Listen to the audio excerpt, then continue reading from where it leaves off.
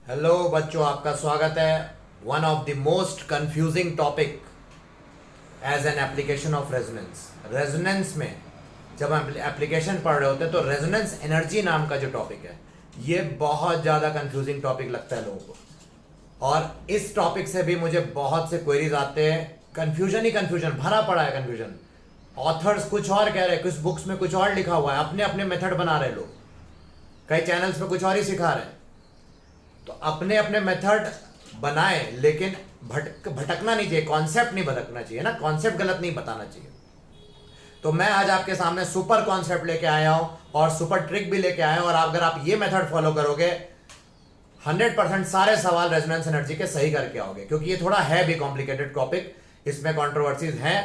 इसलिए मैं आपको बता दूं, इसको अच्छे से करना, अच्छे से समझना। और इससे पहले अगर आप नए हो चैनल पे, पार्ट 1 से लेकर 23 तक जरूर देख लेना, ठीक है। तो यहां पे सबसे इंपॉर्टेंट बात क्या आपको समझना कि रेजोनेंस क्या होता है वो तो जान गए हो, लेकिन यहां पे एक प्रॉब्लम है। अब मैं आपको टॉपिक स्टार्ट करता हूं, आपका टाइम नहीं वेस्ट करता। ये जो टॉपिक है थर्मोडायनेमिक्स का भी पार्ट माना जाता है।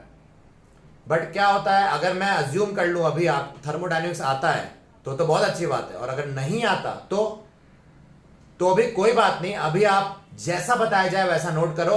फिजिकल केमिस्ट्री में आपने थर्मोडायनेमिक्स उम्मीद करता हूं पढ़ रखी होगी, तभी आप ऑर्गेनिक केमिस्ट्री में आए होगे।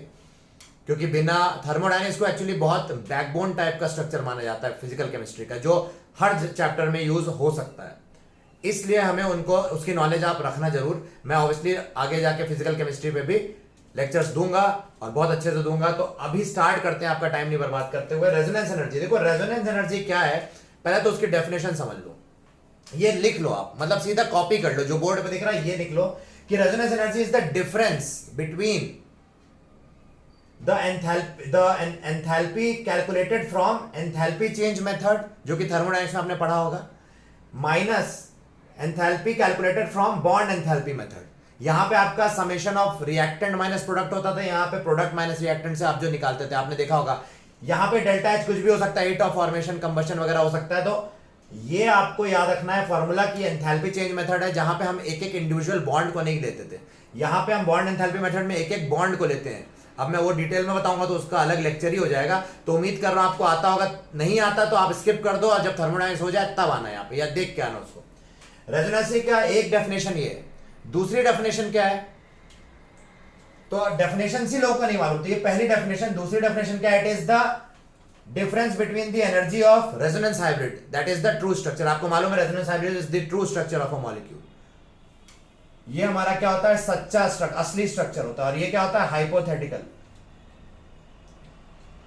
सो resonance energy is the difference of energy between the true structure of the molecule, that is the resonance hybrid, and the energy of the most stable resonating structure. अब देखो, आपको मालूम है कि एक मॉलिक्यूल है, उसके मान लो ढेर सारे रेजोनेटिंग स्ट्रक्चर हो सकते हैं, मान लो 2 है या 3 है, पर हाइब्रिड तो एक ही होगा ना, ठीक है। तो हाइब्रिड तो यहां पे आप डालोगे हाइब्रिड की एनर्जी, और यहां पे क्या डालोगे, जो उन तीनों रेजोनेटिंग स्ट्रक्चर्स में जो सबसे ज्यादा स्टेबल है, यानी कि लोएस्ट एनर्जी का है, उसको आप उसकी एनर्जी यहां डालोगे। जैसे ए बी सी है, ये हमारे रेजोनेंस स्ट्रक्चर है, और इनसे मिला के मान लो X नामक रेजोनेंस हाइब्रिड बन रहा है, X नाम का कोई रेजोनेंस हाइब्रिड बन रहा है, तो X की एनर्जी यहां डालोगे। और इन तीनों में मान लो आपका C सबसे स्टेबल है, इन तीनों रेजोनेटिंग स्ट्रक्चर में मान लो C स्टेबल, तो उसकी एनर्जी यहां डालोगे। तो ये मोस्ट स्टेबल क्योंकि RS है, यानी कि इसकी लोएस्ट एनर्जी, और ये और भी लोअर। हाइब्रिड रेजोनेंस हाइब्रिड की एनर्जी आपको मालूम है सबसे कम होती है। अगर हम एनर्जी कंपैरिजन करें तो रेजोनेंस हाइब्रिड सबसे ज्यादा स्टेबल होता है, ट्रू स्ट्रक्चर होता है, और उसकी एनर्जी इंडिविजुअल रेजोनेटिंग स्ट्रक्चर से कम होती है। इस बारे में हम बात कर चुके हैं। तो ग्राफ देखते हैं, यहां पे ग्राफ क्या बता रहा है, एनर्जी का ग्राफ है। ये बता रहा है कि ये resonance hybrid obviously lower energy पे रहेगा, लोएस्ट एनर्जी पे, और रेजोनेटिंग स्ट्रक्चर्स हायर एनर्जी पे हैं। लेट से किसी के पास मान लो और भी रेजोनेटिंग स्ट्रक्चर हो सकते हैं, 3 हो सकते हैं, 4 हो सकते हैं, 5, मैंने मान लो 3 बना दिए।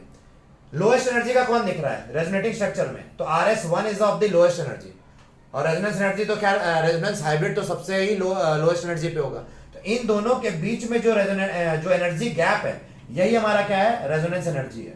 This gap of energy is called resonance energy. यानी कि जो लोएस्ट एनर्जी स्ट्रक्चर है रेजोनेटिंग स्ट्रक्चर, उससे कितना कम एनर्जी रेजोनेंस हाइब्रिड में, वो हमारा रेजोनेंस एनर्जी रिप्रेजेंट करता है। ठीक है, so energy by how much the resonance hybrid has been stabilized is the resonance energy. ऐसे भी सोच सकते हो, कई डेफिनेशन आपकी बन सकती है, पर ये इंपॉर्टेंट बात है। एक और डेफिनेशन है, क्या डेफिनेशन है? तो एक और डेफिनेशन क्या है, बुक्स में लिखी रहती है, resonance energy is experimental minus calculated energy enthalpy. Experimental, मैं पूरा लिख देता हूं, नहीं तो कुछ लोग एक्सपी लिखूंगा तो एक्सपेक्टेड भी सोच सकते हैं। एक्सपेक्टेड और एक्सपेरिमेंटल में अंतर, experimental enthalpy minus calculated enthalpy, इनका भी डिफरेंस जो है वो क्या है, रेजोनेंस एनर्जी। तो ये तीन डेफिनेशंस आपको समझ लेना है, इनमें डिफरेंसेस के बेसिस पे ये तीनों एक जगह में ले आया आपके लिए, बहुत इंपॉर्टेंट। तो इससे आपकी आधी हेडेक खत्म हो चुकी है। अब एक्सपेरिमेंटल का दूसरा नाम याद रखना, अगर कोई चीज एक्सपेरिमेंटली है तो वो एक्चुअली होगी ना। अगर कोई चीज एक्सपेरिमेंटली आपने कैलकुलेट किया तो वो उसकी ट्रू वैल्यू होगी। तो इसीलिए ट्रू, एक्चुअल और रेजोनेंस हाइब्रिड क्या होता है, ट्रू स्ट्रक्चर, तो उसकी एक्चुअल वैल्यू ही एक्सपेरिमेंटल वैल्यू है। अगर कोई चीज आप कैलकुलेट कर रहे हो, यानी कि पेन पेपर पे या आप जैसे सोच रहे हो, तो वो एक्सपेक्टेड है, आप सोच रहे हो शायद ऐसा होना चाहिए, या आपने कैलकुलेट किया थ्योरेटिकली मेथड से, या एक्सपेक्टेड है आपसे, या कैलकुलेशन से किया कि ये होना चाहिए, वो आपका ये है। तो this is equivalent to this line and this is equivalent to this line, ऐसे आप ट्रिक है ये। अब ये यहां पे बहुत कंट्रोवर्सी आती है, तो ये ट्रिक की तरह याद कर लो, क्योंकि इससे सारे सवाल बन जाएंगे आपके। ठीक है, तो आप इसको घोट लो, एब्जॉर्ब कर लो। तो ये क्या बोल रहा है, resonance energy is actually but experimental minus calculated, जो कि होना भी चाहिए, हाइब्रिड की एनर्जी माइनस रेजोनेटिंग स्ट्रक्चर की एनर्जी, जो कि मोस्ट स्टेबल है। तो वही सेम चीज, इसी गैप को हम इस तरह से भी लिख सकते हैं, इसी गैप को हम इस तरह से लिख सकते हैं। ठीक है, ये समझ गए हो तो आपका ऑर्गेनिक वाला पार्ट भी खत्म, थर्मोडायनेमिक्स का भी हेडेक खत्म रेजोनेंस एनर्जी का। तो अब आपने रेजोनेंस एनर्जी को अच्छे से समझ लिया। एक बात और, आप देखो ग्राफ से, क्या रेजोनेंस हाइब्रिड का लाइन नीचे है? यस, लोअर एनर्जी का है, और रेजोनेटिंग स्ट्रक्चर जो यहां RS1 है, ये उससे थोड़ा हायर है, यानी कि lower value minus higher value resonance energy को क्या बना देगी, नेगेटिव बना देगी। तो हम कह सकते हैं कि resonance energy is always negative, resonance energy is always क्या, नेगेटिव वैल्यू। क्यों नेगेटिव है? क्योंकि ये लाइन रेजोनेंस हाइब्रिड की, जो कि यहां पे पहली first value minus second value में, ये अगर लोअर है तो ऑब्वियसली ये डिफरेंस क्या आ जाएगा, नेगेटिव आ जाएगा। तो ये लोअर लाइन है, ये हायर लाइन है, तो lower minus higher obviously negative आने वाला है। तो ये ऑलवेज नेगेटिव, मतलब resonance energy is always going to be less than 0, यानी कि रेजोनेंस एनर्जी का साइन क्या हो जाएगा, नेगेटिव। लेकिन resonance energy negative does not imply, note करना, does not mean it is exothermic, not mean it is exothermic. Exothermic से या एक्सो अर्गोनिक रिएक्शन से इसका कोई लेना देना नहीं है। जैसे हम लोग बोलते हैं ना, एंथैल्पी चेंज नेगेटिव हो जाती है, हम बोल देते हैं एक्सोथर्मिक रिएक्शन है, पर वहां पे यहां पे ऐसा कुछ नहीं है। रेजोनेंस एनर्जी नेगेटिव होना डज नॉट मीन एक्सोथर्मिक। नई बात, और क्या बात बता सकते हैं? अब देखो बच्चों, बहुत इंपॉर्टेंट बात बताने जा रहे हैं कि अगर मान लो जैसे ये लाइन अगर टेंड करने लगी, मतलब ये एक और ग्राफ बनाते हैं, चलो ये RS थे और ये RH यहां पे था, ये RS था और ये RS1, तो यहां एनर्जी गैप क्या है, कम है यहां, यानी कि रेजोनेंस एनर्जी कम होगी। और यहां पे रेजोनेंस एनर्जी जैसे ज्यादा दिख रही है, थोड़ी ज्यादा गैप है, यहां पे एनर्जी गैप कम है इन दोनों में। तो ये हमें क्या बता रहा है कि अगर जैसे जैसे हम हाइब्रिड के पास जा रहे हैं, एक समय आएगा कि देखो हाइब्रिड के पास जाओगे तो रेजोनेंस एनर्जी एक समय आएगा खत्म ही हो जाएगी। अगर RS1 और RH ओवरलैप कर गए, यानी कि दोनों की एनर्जी सेम आ गई, तो मॉलिक्यूल का कोई भी हाइपोथेटिकल स्ट्रक्चर नहीं रह जाएगा, यानी कि वो ऑब्वियस सी बात है, उसकी कोई रेजोनेंस एनर्जी नहीं रही, तो रेजोनेटिंग स्ट्रक्चर नहीं रहे, और रेजोनेटिंग स्ट्रक्चर नहीं रहे तो जो वो था पहले वही उसका एक्चुअल स्ट्रक्चर था, क्योंकि रेजोनेटिंग स्ट्रक्चर की उसको जरूरत ही नहीं पड़ी अपने आप को अपने एग्जिस्टेंस को जस्टिफाई करने के लिए।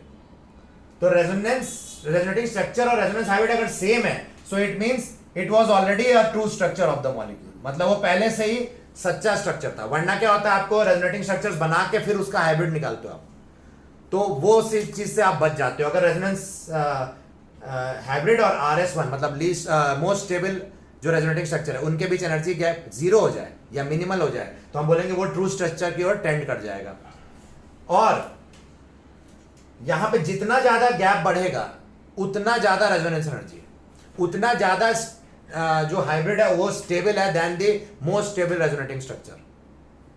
तो ये बात आपको समझ में आ जानी चाहिए बहुत क्लियरली कि ये गैप जितना ज्यादा उतना एक्सटेंट ऑफ रेजोनेंस ज्यादा, रेजोनेंस ज्यादा होगी रेजोनेंस एनर्जी भी ज्यादा होगी। एक्सटेंट ऑफ रेजोनेंस बढ़ जाता है गैप बढ़ने से, गैप कम होता जाएगा, कम होते होते अगर जीरो हो गया तो रेजोनेटिंग स्ट्रक्चर्स खत्म हो गए, यानी कि क्योंकि रेजोनेटिंग स्ट्रक्चर की एनर्जी अगर हाइब्रिड के बराबर हो गई तो वो खत्म हो गया गैप, यानी कि वही स्ट्रक्चर जो दिया था सवाल में वही उसका ट्रू स्ट्रक्चर था, उसके कोई रेजोनेटिंग स्ट्रक्चर नहीं बन सकते। ठीक है, सो ये था पार्ट 2।